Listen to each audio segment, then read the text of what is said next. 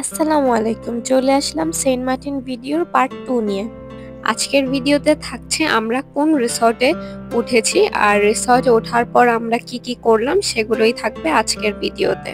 Resort থেকে আমাদের জন্য অটো পাঠানো হয়েছিল আর সেই অটোতে করেই আমরা রিসর্টে যাচ্ছিলাম। অটো একদম বিচের পাশ দিয়ে আমাদের নিয়ে যাচ্ছিল। এক সাইডে বিচ আর এক সাইডে হচ্ছে সুন্দর সুন্দর রিসর্ট গুলো দেখা যাচ্ছিল। তো এই পরিবেশটা দেখে আসলে এত ভাল লাগতেছিল। ভিউ এনজয় করতে করতে ফাইনালি আমরা চলে আসলাম আমাদের রিসর্টে। এটা হচ্ছে রিসর্টের পিছনের সাইডটা। তো এই জায়গাটা দেখে আসলে মনে হচ্ছে না একটা গ্রামীণ পরিবেশ, মনে হচ্ছিল আমি কোনো গ্রামে চলে এসেছি। আসলে পেছনে গ্রাম কিন্তু সামনে দেখলে মনে হবে যে আমি মালদ্বীপে আছি। তবে এই ক্লিপটা হচ্ছে পরে নেওয়া হয়েছিল, কিন্তু এটা আমি আগে অ্যাড করে দিয়েছি যাতে বুঝতে সুবিধা হয় পেছন সাইডটা কেমন ছিল। তো আমরা পেছন দিয়ে আসলে প্রবেশ করি রিসর্টের ভিতরে। তো এই ছিল পেছন সাইডটা, আর এইখানটা হচ্ছে তাদের কিচেন আর তাদের নিজেদের থাকার জায়গা ছিল। আর এই যে সামনে যে একটা ঘর দেখা যাচ্ছে কুঁড়ে ঘর টাইপের, এটা হচ্ছে রিসর্টের ডাইনিং স্পেস ছিল। এখানে রিসর্টে থাকা গেস্টরা এখানে বসেই ব্রেকফাস্ট, লাঞ্চ, ডিনার সবকিছুই করতে পারবে। এছাড়া চাইলে তারা হচ্ছে রুমেও দিয়ে আসবে। তো এই ছিল ওদের ডাইনিং স্পেসটা। তাছাড়া এখানে অনেক রকমের বই ছিল, যারা বিশেষ করে বই পড়তে পছন্দ করে তাদের জন্য এই জায়গাটা। এখানে বসে বসে বই পড়বে আর সাথে যদি এক কাপ চা থাকে তাহলে আর কি লাগে। আর এই হচ্ছে আমাদের রিসর্টের নাম, এলিসিয়াম রিট্রিট। পিছন থেকে কটেজগুলো দেখতে ঠিক এরকম ছিল। টোটাল 5টা কটেজ ছিল, দোতলা 2টা কটেজ ছিল আর সিঙ্গেল একটা কটেজ ছিল। এখন সবচেয়ে সুন্দর যেটা সামনের ভিউ সেটা দেখাবো। আর এই হচ্ছে সামনের ভিউ রিসর্টের, একদম বিচের পাশে। আর এটা হচ্ছে রিসর্টের প্রাইভেট বিচ, এখানে হচ্ছে বাইরের কেউ আসতে পারবে না। শুধু পাশে যে কয়টা রিসর্ট আছে তাদের জন্যই এই বিচটা। ঢুকতেই সুন্দর একটা মাচার মতো ছিল, এখানে চাইলে একটু বসে থাকা যাবে। আর রিসর্টে হচ্ছে টোটাল 5টা রুম ছিল, 5টা রুম থেকেই বিচ ভিউ দেখা যায়। তাই রুম নিয়ে আসলে কোনো প্রবলেম নেই, যেটাই না হোক বিচ ভিউ এনজয় করা যাবে। বাম সাইডে একটা দোতলা কটেজ আর ওই ডান সাইডে একটা দোতলা কটেজ আর মাঝখানে একটা সিঙ্গেল কটেজ ছিল। দোতলায় আমরা আসলে রুম খালি পাইনি, তাই আমরা হচ্ছে সিঙ্গেল কটেজ একটা নিয়েছি আর হচ্ছে গিয়ে এই ফার্স্ট ফ্লোরের একটা রুম নিয়েছি। তো এইটা ছিল আমাদের রুম। রুমটা আসলে কাঠের আর হচ্ছে গিয়ে বাঁশের তৈরি। তো রুমটা আসলে ভিডিওতে কতটুকু সুন্দর লাগছে আমি জানি না, বাট সামনাসামনি রুমটা অনেক সুন্দর। রুমের ভেতরে ওয়াশরুমও ছিল, তাছাড়া প্রয়োজনীয় সব রকমের জিনিসই ছিল রুমে। আর রুমের মানে ডেকোরেশনটা এত বেশি ইউনিক ছিল। রুমের দরজা আর জানালাগুলো ছিল কাঠের আর হচ্ছে গিয়ে গ্লাসের, মানে এত সুন্দর লাগতেছিল।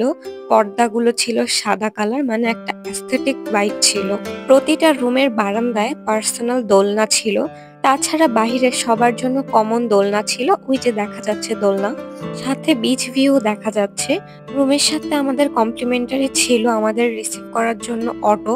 তাছাড়াও প্রয়োজনীয় জিনিসপত্র যেমন tissue, hand wash, toothbrush, toothpaste, shampoo, body wash, এগুলো তো ছিলই। তাছাড়া হচ্ছে সকালের ব্রেকফাস্টও থাকবে।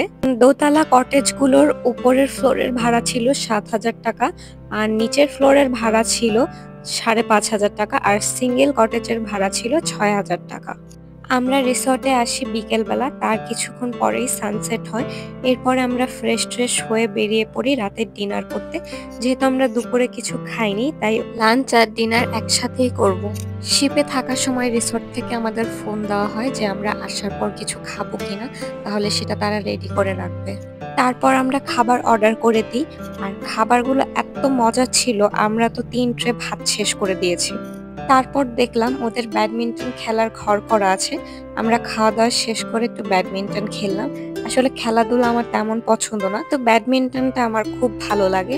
অনেক বছর পর খেললাম, আসলে এই মোমেন্টটা এত ভালো লাগতেছিল সবার কাছেই যে মনে হচ্ছিল আবার কবে আসবো। তারপর আমার খেলা দেখে আমার হাজবেন্ড বলতেছিল যে তুমি এত ভালো ব্যাডমিন্টন খেলো, এটা তো আমি জানতামই না। খেলাধুলা শেষ করে যে যার মতো সমুদ্রের পাশে বসে দোল খাচ্ছিলাম। আর এই মুহূর্তগুলো এত ভালো লাগছিল, সমুদ্রের গর্জনের আওয়াজ, এক অন্যরকম অনুভূতি। তারপর কিছু টাইম ঘুমানোর পর খুব ভোরে আমরা বেরিয়ে পড়ি ছেড়া দ্বীপের উদ্দেশ্যে।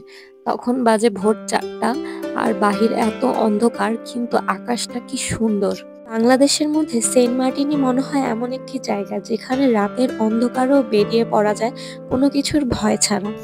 নিস্তব্ধ নীরব এক পরিবেশ, চাঁদের আলোয় ঝলমল করা সমুদ্রের গর্জনের আওয়াজ। প্রকৃতির মাঝে শান্তি খুঁজে পাওয়ার এক জায়গাই হচ্ছে সেন্ট মার্টিন। যাওয়ার আগে আমরা ম্যাপ দেখে ভালো মতো রিসার্চ করে নিই যে আমরা কোথায় থাকবো। যেহেতু আমরা ছেড়া দ্বীপে ঘুরতে যাব, তাই আমাদের কোথায় থাকলে আমাদের ছেড়া দ্বীপ যেতে ইজি হবে। ছেড়া দ্বীপ থেকে কাছেই যেই বিচটা আছে সেখানে আমরা রিসর্ট নেই, যার ফলে আমরা হেঁটেই ছেড়া দ্বীপে যেতে পারছি, আমাদের আর অটোর প্রয়োজন হচ্ছে না। আর যেহেতু আমরা হেঁটে যাব, তাই আমরা খুব ভোরেই বেরিয়ে গিয়েছি। শুধু এই নির্জন জায়গায় আমরা চারজনই গল্প করতে করতে আর সমুদ্রের পাশ দিয়ে হেঁটে সমুদ্রের আওয়াজ শুনতে শুনতে যাচ্ছিলাম। খুব ভালোই লাগছিল। এভাবেই অনেকটা পথ পাড়ি দিলাম, মনে হচ্ছিল কোনো অ্যাডভেঞ্চার ট্যুরে এসেছি। এক পাশে জঙ্গলের মতো গাছপালা, আরেক পাশে সমুদ্র।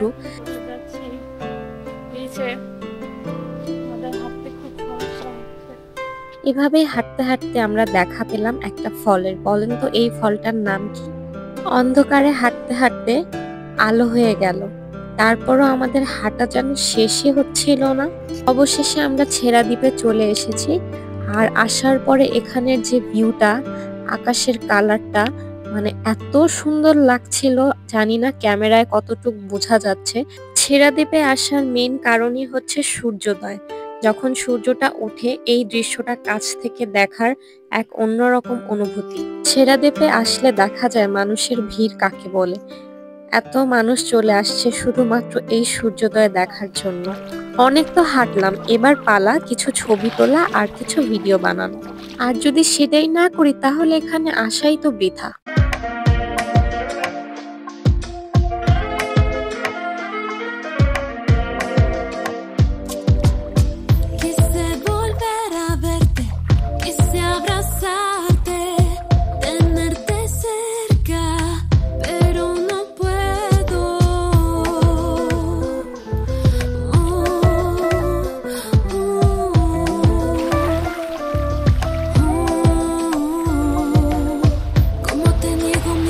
Si quieren verte, como te niego mi corazón si te siente. Quiero de lo bueno que teníamos perderme. প্রায় 1 থেকে 1.5 ঘন্টা ঘোরাঘুরি করার পর চলে যাচ্ছিলাম আমরা, বিকজ সেন্ট মার্টিনে আজকে আমাদের লাস্ট ডে। কারণ আজকে বিকেল 4টায় আমাদের শিপ। যেহেতু আমাদের একদিন অলরেডি মিস হয়ে গিয়েছে শিপ মিস হওয়ার কারণে, আমরা একদিন আগে আসার কথা ছিল সেন্ট মার্টিনে, সেখানে আমরা একদিন পরে এসেছি। তাই একদিনেই আমাদের আজকে সবকিছু সারতে হবে। ছেড়া দ্বীপ থেকে বের হওয়ার সময় এন্ট্রি করতে হয়েছিল কোথা থেকে এসেছি, কোন রিসর্টে উঠেছিলাম, ফোন নাম্বার, সাথে ছবিও তুলে রেখেছিল, এগুলো আসলে সেফটির জন্য। তারপর আমরা অটো ভাড়া জিজ্ঞেস করলাম, বলল 500 টাকার নিচে কেউই যাবে না। নর্মালি এখান থেকে ভাড়া 300 টাকা ছিল, তাই ভাবলাম যে হেঁটেই যাই, যেহেতু আমাদের রিসর্ট বেশি দূরে না। তো হাঁটতে হাঁটতে এই সুন্দর সুন্দর শামুকগুলো দেখলাম। ছেড়া দ্বীপ থেকে বের হওয়ার সময় কয়েকজনকে দেখলাম যে বোতলে করে শামুক নিয়ে আসছিল, কিন্তু ওখান থেকে চেক করে ওগুলো রেখে দেওয়া হয়। ছেড়া দ্বীপে কিন্তু সাইকেল ভাড়া দেওয়া হয়, আপনি চাইলে এখান থেকে সাইকেল নিয়ে সাইকেল চালাতে পারেন। তো আমরাও সাইকেল চালাতে চেয়েছিলাম, বাট আমাদের সময় কম থাকায় আমরা সাইকেল নেইনি। এরপরে এভাবেই হাঁটতে হাঁটতে আমরা আমাদের রিসর্টের দিকে চলে যাই। রিসর্টে যাওয়ার পরে আমরা কি কি করলাম, আমাদের কমপ্লিমেন্টারি ব্রেকফাস্ট কি ছিল, সব থাকবে পরবর্তী ভিডিওতে, যেটা সেন্ট মার্টিন ট্যুরের লাস্ট ভিডিও থাকবে।